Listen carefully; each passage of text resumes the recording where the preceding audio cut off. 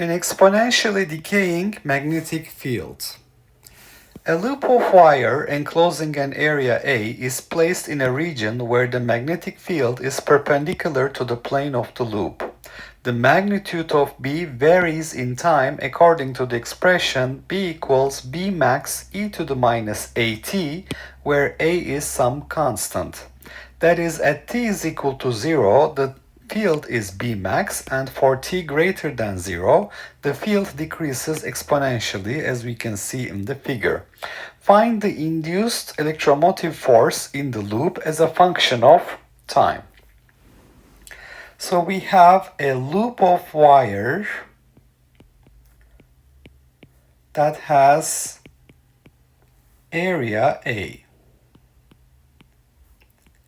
And the magnetic field is perpendicular to this loop, so it is perpendicular to the plane of the loop. So you can see that it is perpendicular to the plane of the loop. Therefore, we see that the magnetic field is basically parallel to the area vector. So B dot A is basically B times A. The magnetic field varies in time according to B max e to the minus AT, where A is positive, it's an exponential decay, and we see that the magnetic field magnitude at t is equal to 0 is equal to B max, and we want to know the induced EMF. Now, according to Faraday's law, the induced EMF is equal to minus the rate of change of the magnetic flux d phi b dt. And this is minus d dt. Now the magnetic flux, since the area vector and the magnetic field vector are parallel to each other, the dot product will be equal to B times A times cosine 0, which is 1. So this is area A B max e to the minus AT.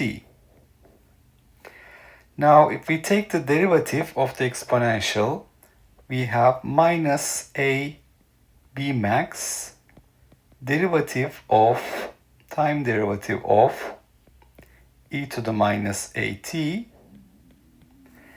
and the derivative of the exponential will give us a factor of minus A, and therefore we obtain the final answer. The induced EMF will be equal to the minus sign will get rid of this minus sign, so this will become A area A B max